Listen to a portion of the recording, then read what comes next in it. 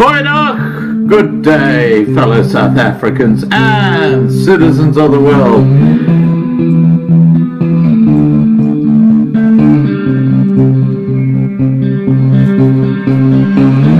I've been looking around for salvation.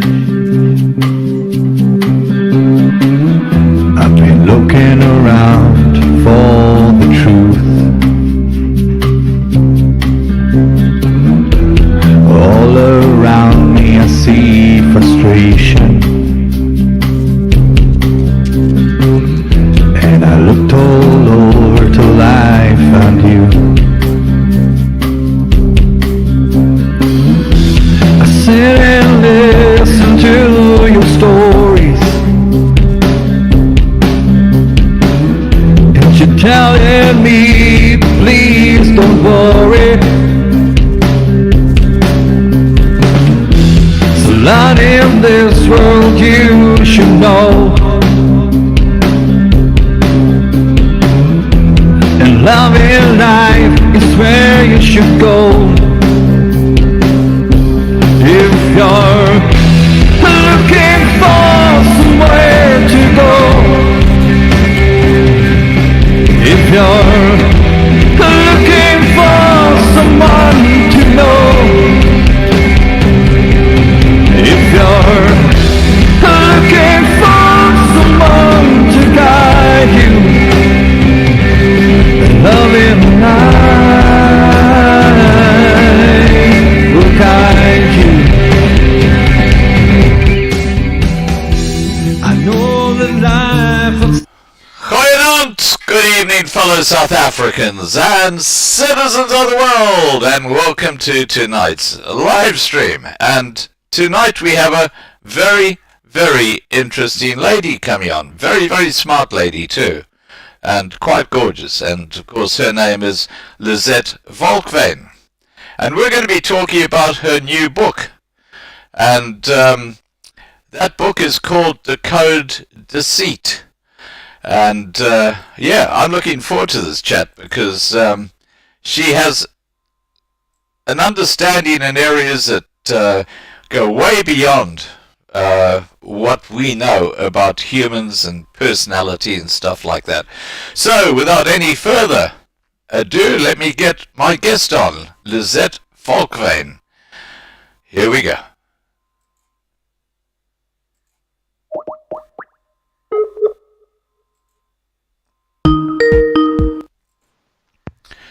Hi, Lizette.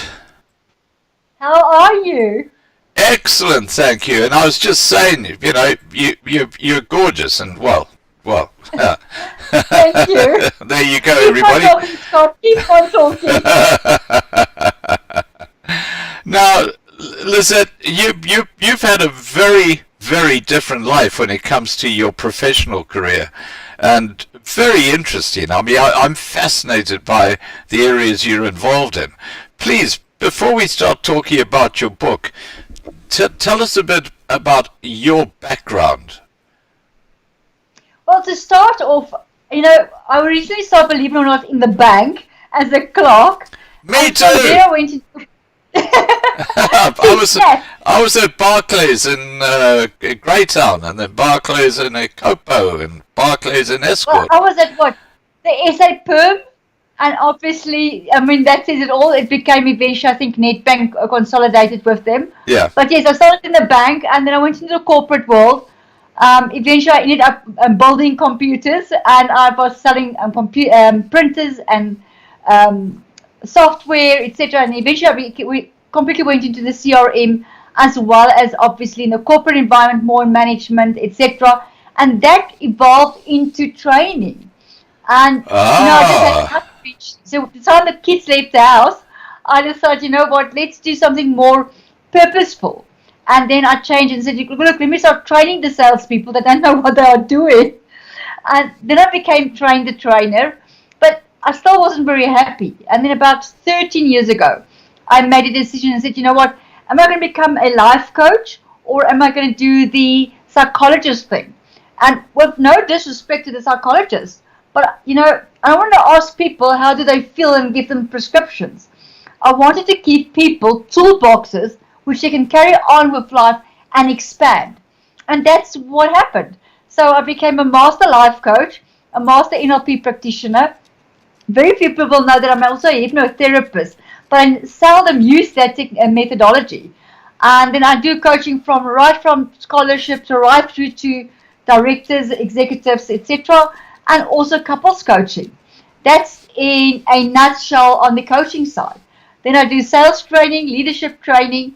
I've just completed a course which I was one of 16 in the world who are now certified E-Factor facilitators. What's which that? We measure emotional intelligence. And for the Wow. last 20 years, science stood still. And all they did, they would measure your emotional intelligence just from one side. And Dr. Cliff Lansley, what he did, he brought in a 360-degree angle into the equation, obviously with also the micro expressions and lie detection. So now we are qualified, 16 of us in the world. We will go to corporates and measure their emotional intelligence for their employees, but not only stick to that, but we will give them a full profile on how all the employees can work together. So that's very exciting. Wow. And then, That's absolutely amazing. So you can go into like an office with 6 people, and in an afternoon you can work out exactly what the emotional interaction is between the 6 and how to fix up any areas which are kind of broken. exactly. And what was wonderful about it is that you can previously when you measured emotional intelligence, you would measure it by my perception and my goals and my ability. But now we brought in the 360 equation, and so I might think I'm not that great, and then all my 360 candidates I've selected, they think I'm wonderful. So now we realize there's a gap or a void between the perceptions, and now we can see which is your strengths and which is your weaknesses. And now we bring the whole team together to say, but this person should be maybe in a different department or whatever. But yes, that was very exciting. And of course, you know that I went to the Paul Ekman Institute in 2013 to become one of 2 in South Africa, Yes. a human lie detector. Yes, well, I know you sit in at top-level meetings and sort of act as if you're the PA while you're actually assessing what the person is saying who's been interviewed. And then you pull the interviewer, who's probably the boss, into a back room and say, well, this is what you got to watch out for. And Exactly. so you kind of pick up things that people don't. That's extraordinary.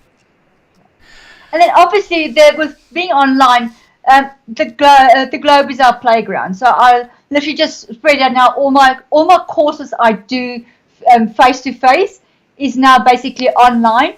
So we're busy doing all the background and the strategic and logistics behind it. So but from end of June, anybody where in the world can click on one of my links and they can actually purchase some of my courses and just do it as well online. Fantastic. Now, there's just one question I have to ask you, and it's a bit of a cheeky question.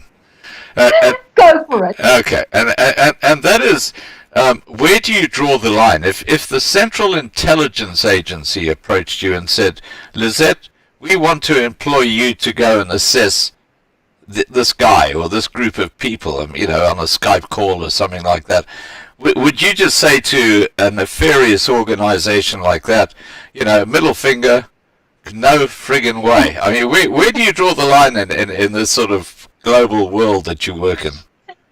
Well, it depends on what my purpose in life is. For me, my purpose is to empower people and to make sure that everybody becomes the very best they can possibly be. Yeah. So for me, going into the criminal sector, and I call it the criminal sector, I don't really have any passion for that. Yeah. But if they really insist and, they really want a confirmation of a specialized witness, I would volunteer. But I would draw the line and say to a certain extent, you know what, that's enough. Because that's not my purpose. Yeah, well, look, I would really not want to have anything to do with someone like Thabo Bester. Definitely not. Who's apparently a big hero in the eyes of the ANC, but God. Anyway, look, let's get back to your book. You Yeah. brought out a book called Decode Deceit. Now, that sounds something like artificial intelligence, but obviously it isn't. Tell us what is it about? Well, obviously, being a specialist in human lie detection and understanding how it works and that your subconscious mind never lies. For me, I wanted to bring out a book where the layman person who doesn't have all the jargon of the science and really make it and apply it. So I created a book which is very easy, and I can actually show you the book, which is DECODE DECEIT. And it's a thin book. You can really read it in maybe 2 nights if you want a bit slower reader. But you can really grasp the book and apply it immediately. So it's going to take practice for the micro expressions, obviously, but everything in the book explains to you why it's so important to pursue the truth and become a much better communicator. Right. Okay. So, one of the areas that you're involved in that we talked about last time is your ability to detect from, you mentioned the word micro, what is it, micro things that happen on the face and stuff like that? It's micro expressions. Micro expressions, that's it. That's correct. And it's universal. And Dr. Paul Ekman literally went to Papua Guinea, where they were never exposed to anybody else besides their little tribe. And from there, what they did, they started looking at the facial expression. And then he went, done his research right across the globe to see, is this universal? And that micro expression happens in 1/25th of a second because your subconscious mind cannot lie. So what will happen is, I hate liver. So the moment I get to your home and you actually put liver on the table, my first expression would be disgust. Yeah. Because I'm going, I have to eat this. Yeah. But that's in a 25th of a second. And then my conscious mind would tell me, please behave, be polite. And then I will put up a fake smile and say, thank you very much for this lovely dinner.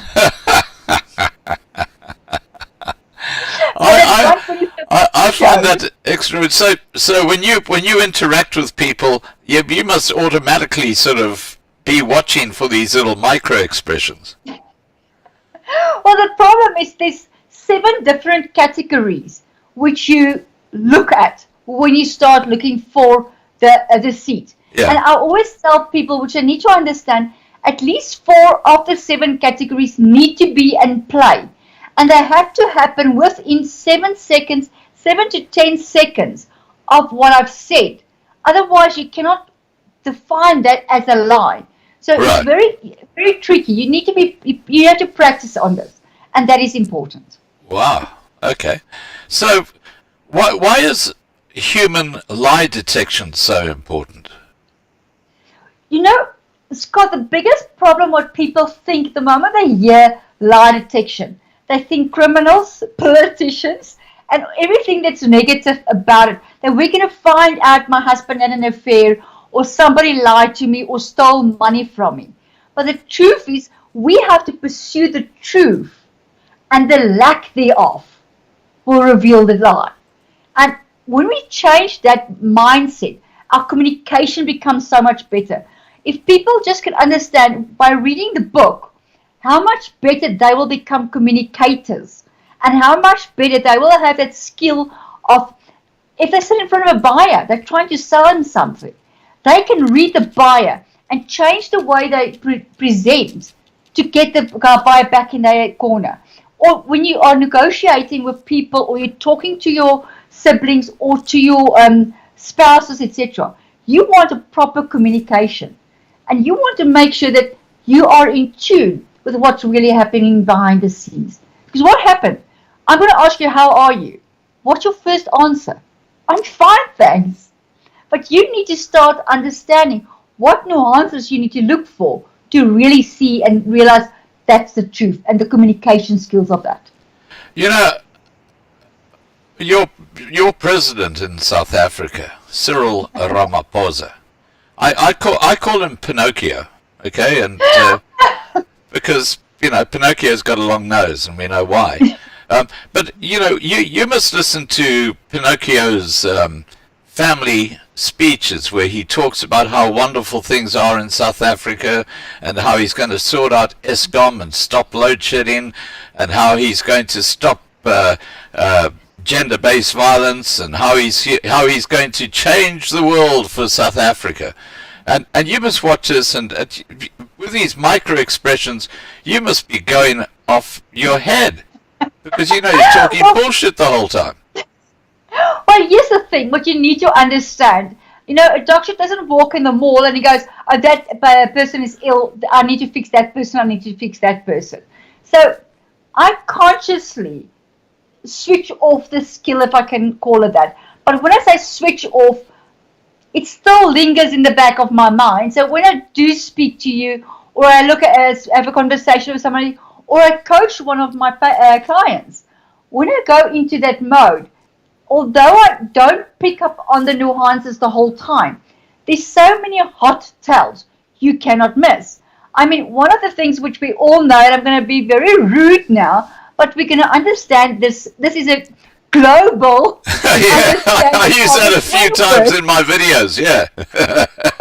Now, that's a global swear word. Yeah. But what will happen is the moment I aggravate you, or I ask you a question you don't like, instead of putting up your glasses with your one finger, you're going to put up your glasses with your middle finger. Or you're going to start looking at me and you're going to have a look at me like this. So you change your finger to this.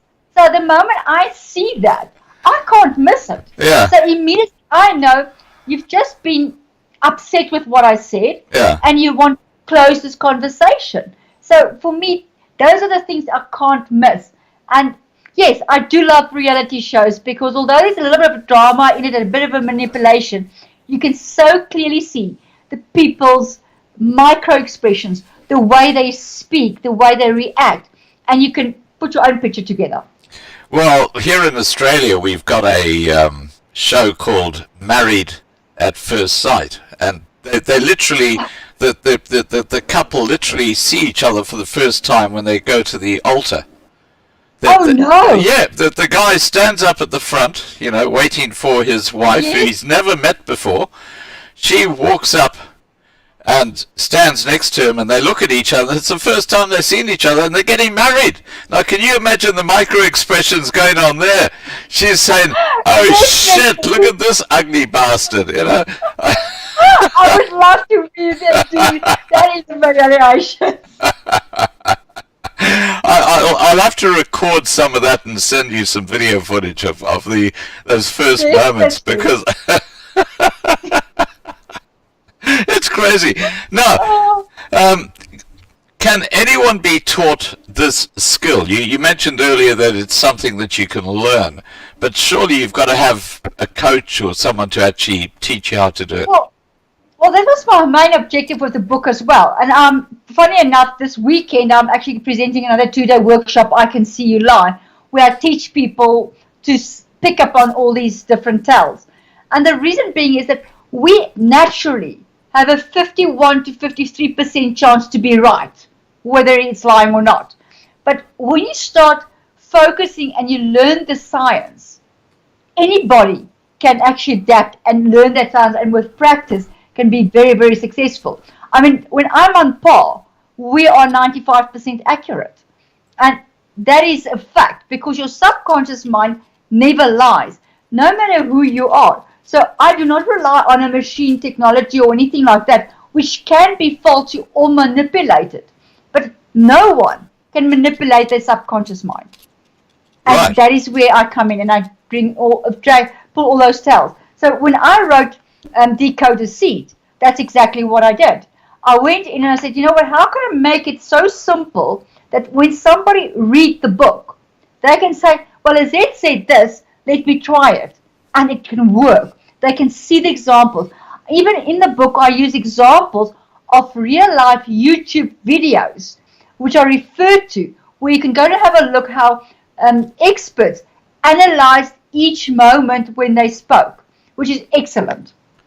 Wow, because I've seen YouTube videos where you've got a woman sort of analyzing what someone is saying, and picks up on different expressions in their face and says, well, this is where he's talking bullshit because you can see that he's doing this, that, and the other while he's saying it.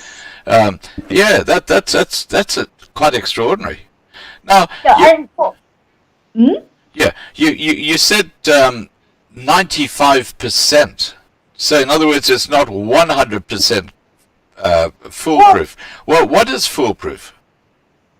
There is no such thing as foolproof, Scott. You must remember, we all are humans. Yeah. And there's always a human factor, and there's hypothesis which could have been off. You know, I could be, while I'm talking to you, you might not know that I have been very ill having or I'm not feeling quite as great as what I want to be. And although the nuances are there and everything is on par, I might be having a bit of an illness. I might have a tumor, and that could deflect me a little bit. So, and it's very difficult, especially if you haven't been trained, to be very neutral when you speak to someone and analyze a person. So if I go and I'm going to sit and say, I judge people who only play the whole day and never want to work. For me, they are lazy. So the moment I need to evaluate a person like that, I'm going to go with that mindset that I don't like you a lot. But if I go in a neutral position, I still can keep myself solid. But there's always a 5% of hypothesis which we might not have all the facts. So we can say, we got it on camera, you had your hand in the petty cash, we saw you at that time, etc. But we don't know with artificial intelligence if it was manipulated. Although someone can say, but this is exactly accurate or whatever. So there's a lot of variables that can come to play. And the human factor is the issue. So having said that, 95% is pretty good. 95% is fantastic. I mean, yeah, that's amazing. And I've just got a message in the side chat from Marlena who says, I will send Married at First Sight link to Lizette. So there you go. You can. Thank you so much. I think you'll find it quite fascinating, especially when they first see each other, because sometimes, I mean, you don't have to be a rocket scientist. You can see the guy's face, and he says, "Oh my gosh, what's this?" And what you need to understand, lie detection doesn't consist only of micro expressions. I mean, right underneath my nose, I have a little gland, and the moment I start lying, that gland starts itching, because it says your subconscious mind says you're talking rubbish. It's Pinocchio's nose. You'll find the moment you start lying, if you're a stutterer, you will stop stuttering. But if you're not a stutterer, you will start stuttering when you start lying. Your throat will become very dry. Believe it or not, 10,000 before Christ, the Chinese used to give a person a spoonful of dry rice and put them in the mouth if they were suspecting of lying. And after a while, he needed to spit it out. If it's dry, they would deem him to be a liar. Wow. Because the moment you start lying, your mouth becomes dry. It says if your subconscious mind says, don't open your mouth, keep quiet. And that is what happened. So they weren't far-fetched. But that's how far back people wanted to try and find out if people are lying or not. Well, I actually have been a bit of a student of studying Ramaphosa when he gets up there on the stage, and I have noticed that he seems to always rub the bottom of his nose, so I guess that's sort of like, a bit of a signal, isn't it? Well, that was it. And again, I'm going to stress it very much. Don't go and look at your hubby and see if he's going to rub his nose tonight. You need to understand 3 to 4 of the 7 categories need to be in play before we can say this is real. Because even this is your theatrical stage. Between my shoulders and my hips, that's my theatrical stage. Now, I speak a lot with my hands. But when the moment I'm going to start putting my hands down, or I'm going to start speaking with wide arms, then you need to question why. Because that's out of my baseline. I mean, your feet, for instance, are one of the most truthful part of your body. So have a look when you stand around in a circle at networking events and see where the people's feet are showing towards. And the person that feel the closest to or the most rapport, that's where their toes will be pointing to. And that's a very interesting way to network and get that rapport back to the people and see also who's the hierarchy. Because if you've got a circle of 5 people and most of them are showing to one person, you know that's the decision maker. And you can start going. Isn't that fascinating? So your feet kind of give away who you respect or who you sort of bow down to. Exactly, or you've got a better rapport with that person. Yeah. I mean, even when I interview you and you sit across me, the moment I'm going to ask difficult questions which you don't want to answer, you've got to turn your feet to the door because your subconscious mind says, I need to get out of here. And That's fascinating. I'll pick it up. That's amazing. I love it. Now, okay, so talking about this science that you're involved in, it is a science. Exactly, yes. Proven, definitely. Yeah. How does it change the way I communicate or you communicate? A lot. And this is the biggest message which I want to bring across to people. People tend to think, I don't want to do the course, I don't want to become a lie detector because then I'm going to have no relationships anymore. It's one of the biggest tools you can have for communication. Because the moment you have this communication skill where I can pick up on small nuances that change when I communicate with you, I can redirect my questions and I can create rapport and better understanding. Because I can say, I'm fine, but I've just lifted up my shoulder. And I said, I'm fine. Yeah. No, your tone of voice just lifted, your shoulder just lifted. Tell me what's really going on. How can I help you? And suddenly that rapport and that relationship becomes a lot closer. In a relationship where you are doing business, there's so many scams out there. I created a whole chapter on how to avoid scams. Yeah. Because of lie detection and communicating and making sure that it works. Now, there are a couple of groups of people who are very good at covering up their lies, and I'm talking about narcissists and psychopaths and people like that. How do they still show these same traits? Are you able to sort of see through their facade? Great question, and it definitely, yes, we can. The only difference is it takes a little bit longer for us to get the baseline. Now, just to give you an idea, we had a borderline narcissist, sociopath on our course when we done our course. Because remember, when I done my qualifications, what was one of the things which was important was that the fact that most of the people were intelligence services or in security, etc. And one of these specific guys were trained to be neutral. I mean, he showed zero emotions. And every single time when he got onto the platform and it was his turn to tell us the story or a lie, we caught him out. It took a little bit longer, but when you understand, besides the fact that I'm looking for stuff, my voice changes, my grammar changes, but also what happens is that slowly but surely the baseline changes. And we started asking cognitive questions instead of factual questions, and that throws them off. And then we get the answers. So it might take a bit longer, where normally with an average person need a 20 to 30 minute baseline conversation and getting their mannerisms into play. It might take me an hour or an hour and a half to speak to them to really see how they play you and, you know, what is their modus operandi of how they operate. And once you've got that, they can do whatever they want. Their subconscious mind just let me tell all the tales out. Wow. Now, this skill that you have, is it a science or is it just a methodology? No, definitely not a methodology, definitely science. And what is exciting about it is that even Charles Darwin already started with the research in 1895, around there. And my dates could be a bit wrong.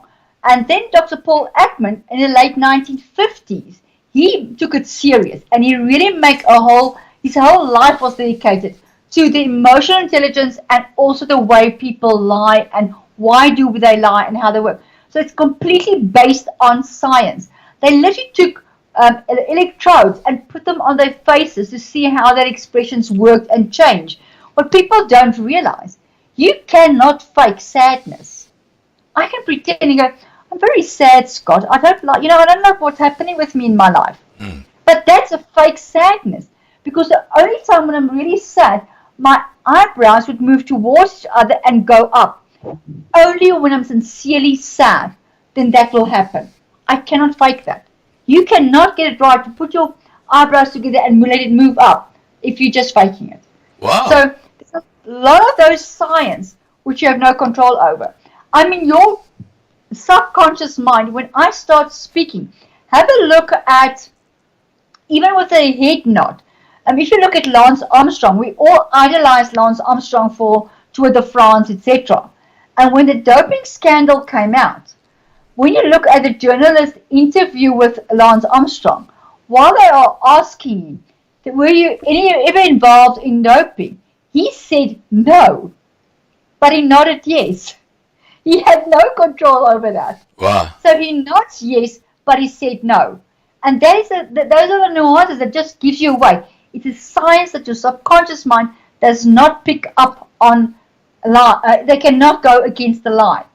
Yeah. Now, look, one thing that I've noticed when we talk is that your eyes close a lot. You know, you sort of your eyes open and close and open and close. And if you're really pushing a particular point, that sort of accentuates it. It happens a lot more. So, Yes. what can you tell from people from the way they actually their eyes open and close? You know, when they're talking. Well, that's one of the biggest myths. I know I'm very energetic when I speak, and I have a really expression when I do speak. Yeah. And so for me, that will be my tell. So when I start talking, you know what, Scott?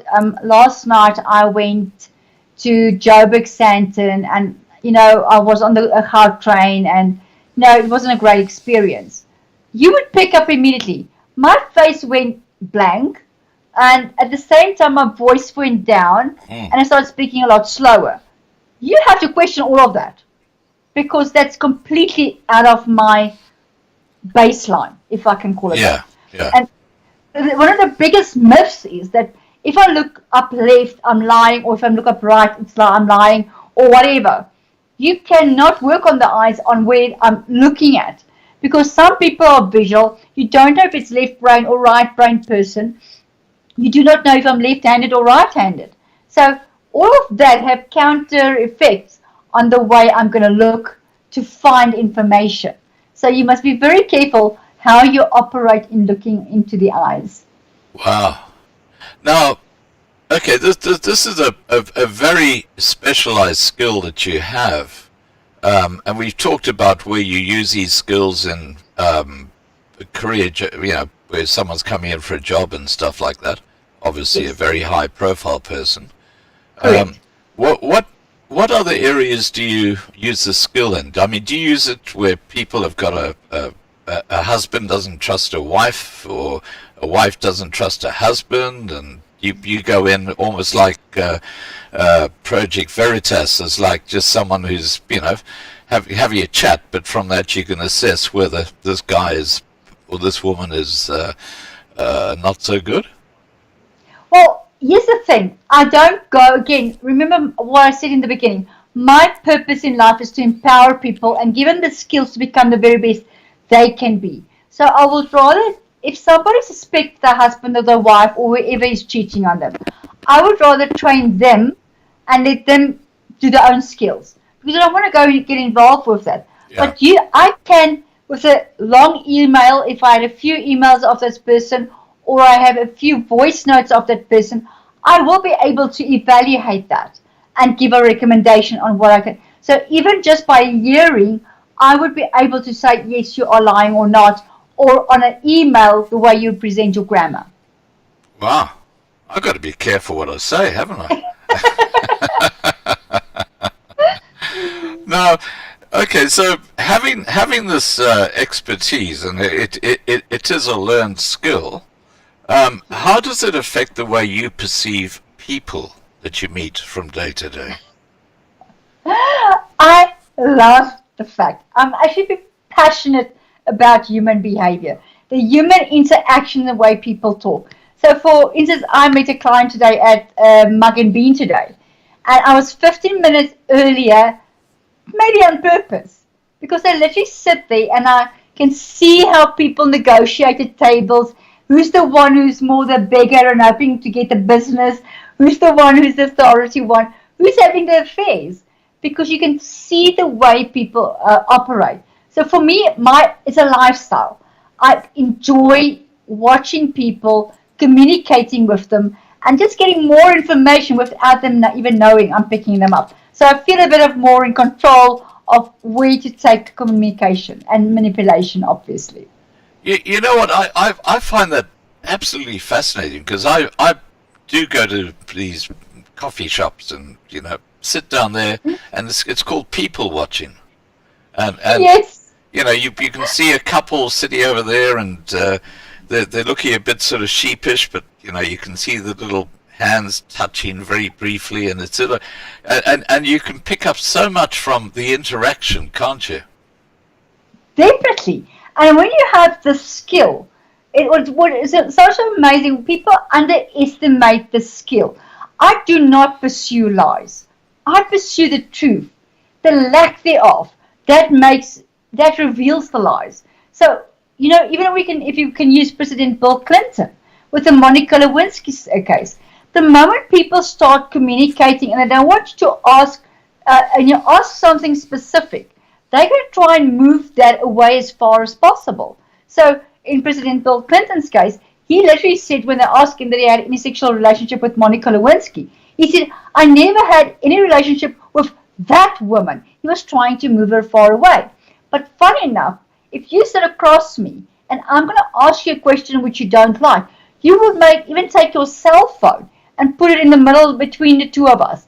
In your subconscious mind says, I've got a barrier, you can't see me lying. Wow, isn't that amazing? It really is something that's almost like goes to early man. It's sort of like it's one of those traits that you can't get rid of. You're just stuck with the thing. Well, what is lovely about it is, you need to understand, why do I want the information, first of all? Yeah. And secondly, people only lie for two reasons: to avoid pain and to gain something. And the moment we do that and we understand that concept, we understand people better. So when someone lies to me, or hubby says to me, I had a great day today, but I can see in his eyes he didn't have a great day, I can make two choices. Do I really want to react on it, or do I just want to give him space? He doesn't want to discuss it right now. He first want to work it in his mind. Give him that space.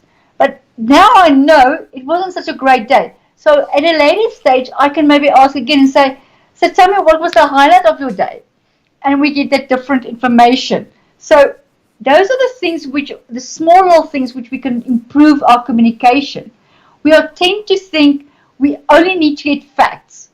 But cognitive interviewing is so much better, because you start asking, how did you feel about it? And now people feel they are being heard because they can express themselves in different ways. And that improves your communication. Wow. Now,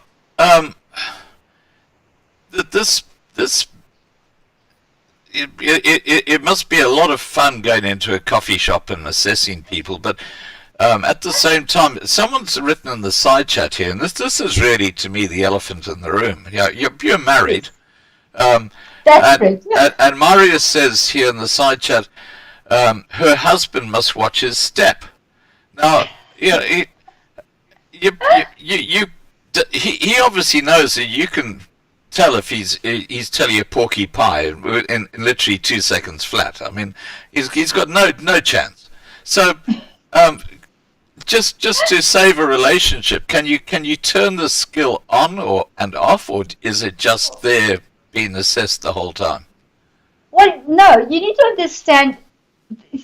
A doctor doesn't work the whole day. And in the same with me, I go down and I'm going to sit, no, I'm at home, we're watching TV. We're going out and going to a market. We're just having some fun together. And it's very difficult.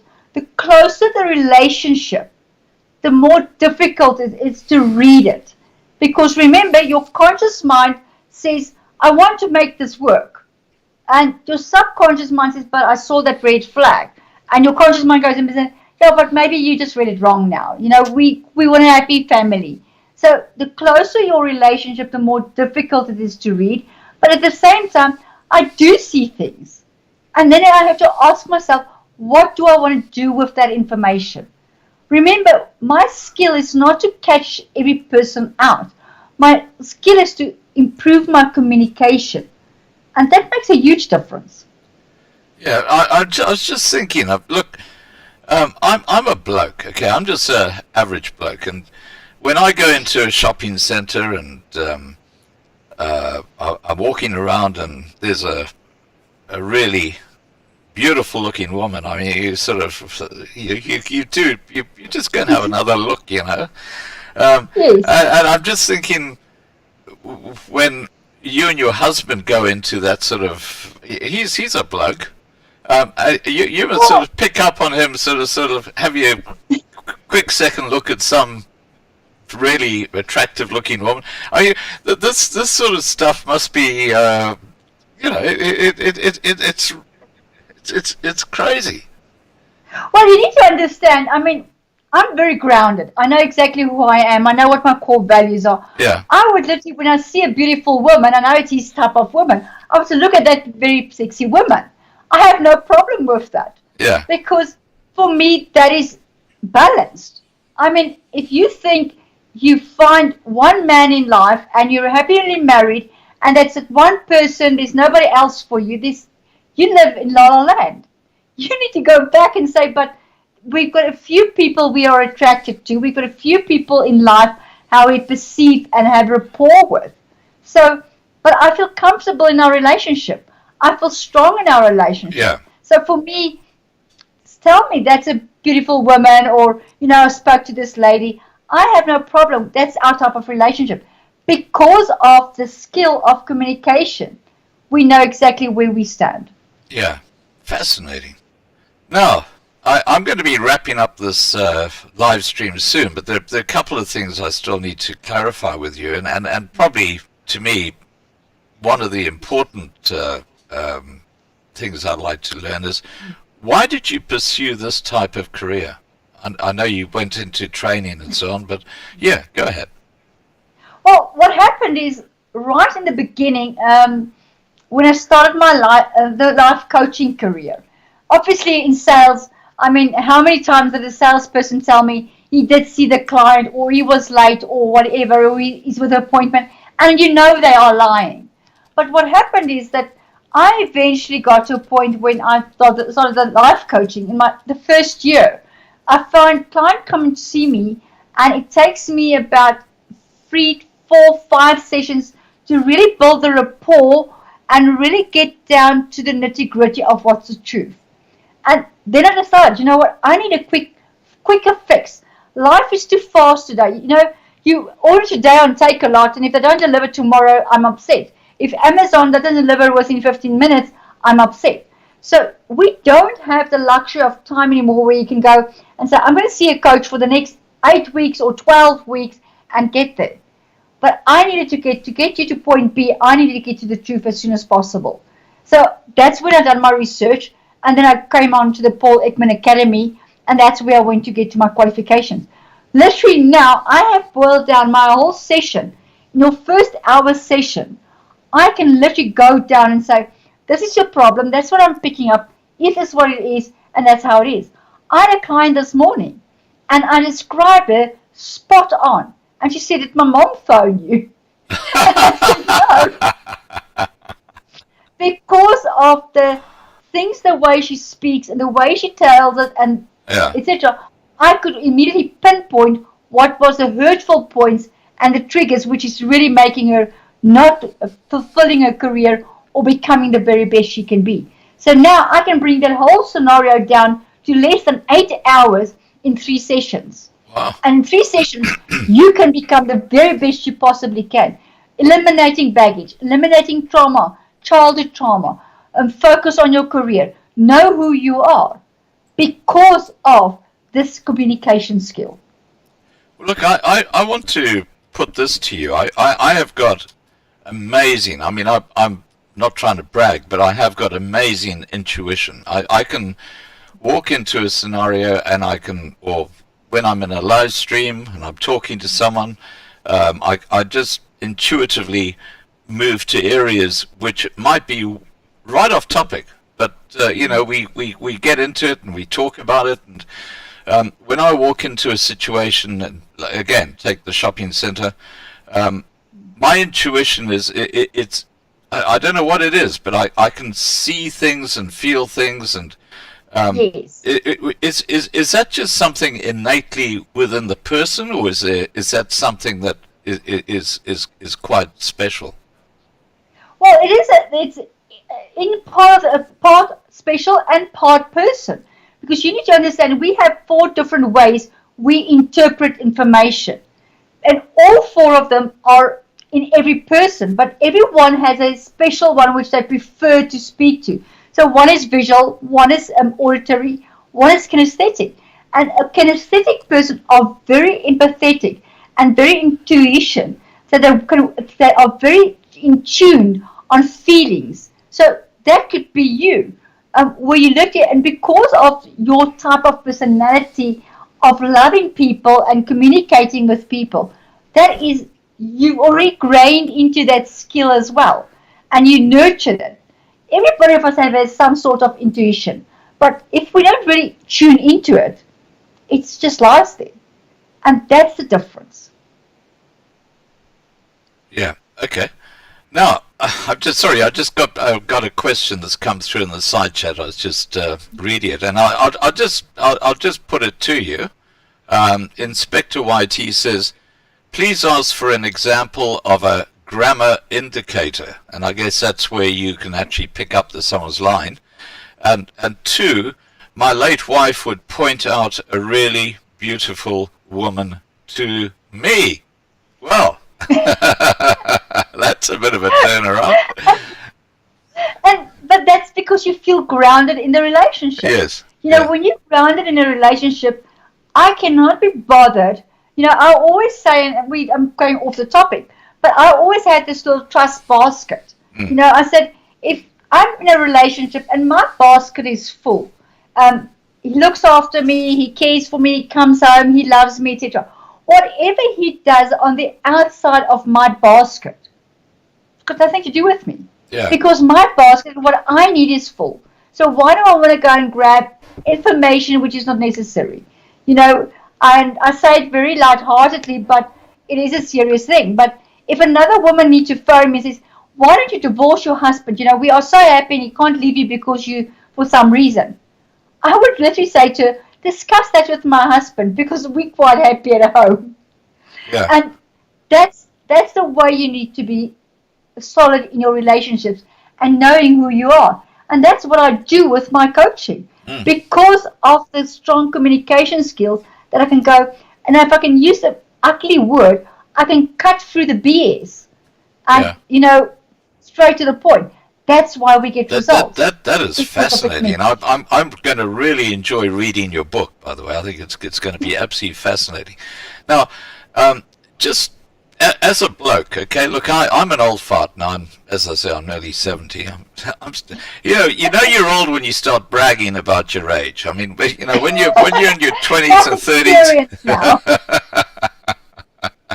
But one thing that I learned in my journey in life is that a woman might look absolutely beautiful on the outside, and often, more often than not, when you get to know that woman, who looks absolutely stunning, my gosh, are there some emotional issues or stuff like that, and often they spend half an hour in front of the mirror sort of making sure that everything is perfect.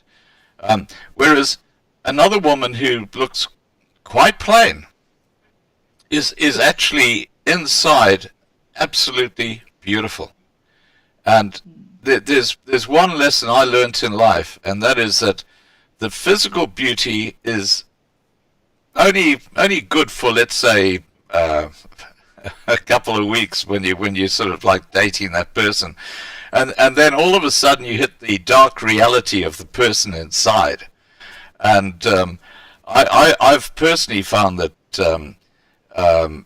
some of the plainest looking women are the most beautiful when it comes to what's going on inside them. And I think this is the great dichotomy I've found about beauty, and they say beauty is only skin deep, and I think that is really the whole essence of things. What are your thoughts on that? Well, here's the thing, and this is why this decoding deceit and understanding the truth and credibility, that you can literally, whether that person is so beautiful you can't take your eyes off. And obviously, I believe beauty is in the eye of the beholder.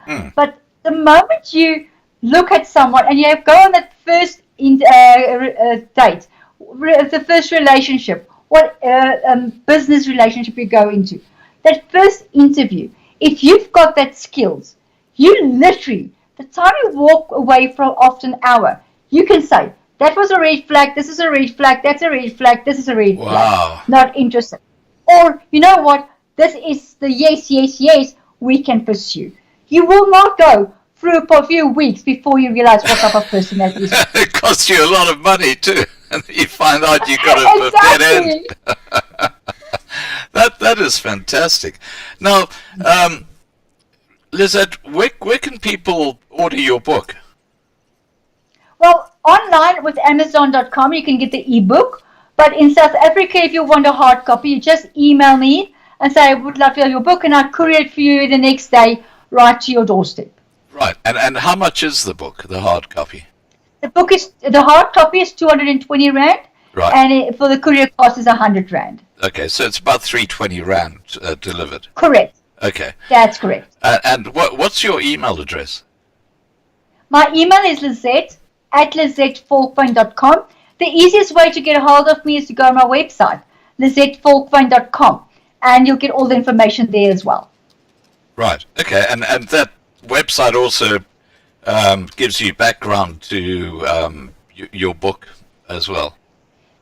It gives me a background on my book. It tells me who I am, where I fit in, what offerings I have, etc. Yes. Yeah, okay. You can also, even if you want, the guys, you can WhatsApp me as well. If you're okay with me, I can give you my number as well. Yeah, go ahead. What is your phone number? It's 072-431-2023. You can just WhatsApp me and say, I need a book, and I can send it through to you as well. If you just want a PDF, we can do that as well. But on Amazon, you can get downloaded immediately. Right. Okay. Now, because you're a gorgeous-looking woman, I just need to warn the men that this is a WhatsApp phone number. Don't call Lizette, because Lizette's husband is he's about 7 foot tall. Makes the WWE wrestlers look like clowns, and so just be very careful. Just WhatsApp Lizette. Okay. Let's keep it professional. Yeah, keep it professional is what we're saying. All right, so Lizette is LIZETTE and then LizetteVolkwyn.com. And I'll put that below this video as well as the WhatsApp number, so people can contact you that way. Now, Lizette, is there anything you'd like to say in wrapping up this live stream? Just a message for people? If anything, yes, definitely. If you thought that lie detection is to go and find and catch out something like crime, investigations, or even on your partner, then you're wrong. You really have to take this skill seriously. If you want to improve your communication skills, relationships, and build powerful networks out there, that's the way we're going to grow. Wow. Well, Marlena, did you hear that? Building powerful networks. Okay, now, Marlena's just said here, please let Lizette know that courier costs with, have you heard of PUDO? I did. Yes, I did. But for obvious reasons, for me, the courier guy is reliable. We get it on time. That's the way we operate. Okay, because she says there it's only 60 to 80 rand, but I mean we're only I talking believe so. a few rand, so that's not a big thing.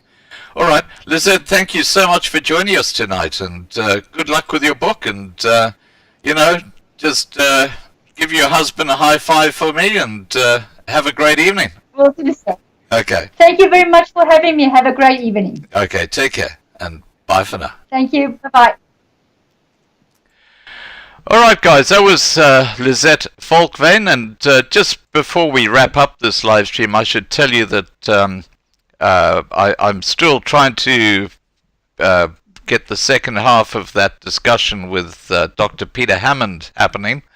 Last night, halfway through our live stream, load shedding kicked in, and he did actually phone me back at 11 o'clock at night, and we started again, and within 5 minutes of us starting on this discussion about the genocide in Rwanda and Armenia, within 5 minutes of that, the bloody lights went out again. So we're still working on completing that live stream from last night. So hopefully we'll be able to do that today. And so load shedding is a real pain in the ass, believe me. Now I'm going to go out with, okay, we did hear Blaek Boer last night, so, no we didn't, the night before, or it would have been Saturday night we had here Blaek Boer, but tonight I'm going to go out with Op Ons Rots. Have a great evening everybody, and see you tomorrow night at 8 p.m. Johannesburg time. Here we go.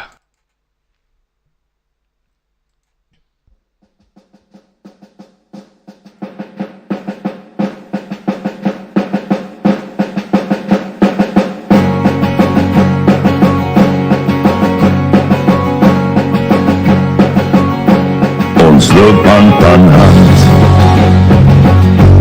op goue warm sand, so baie wat ek wil hê, so baie dit brand. Ek staan op my rots met golwe wat bots. Ons het geen vrees, want hy is in beheer. Ons sien al die planne van goddeloze mannen. Ons weet hulle gaan nie wen, dis te skryf soos 'n duif. Ons sal wen, aanhou gaan, want hy is in beheer.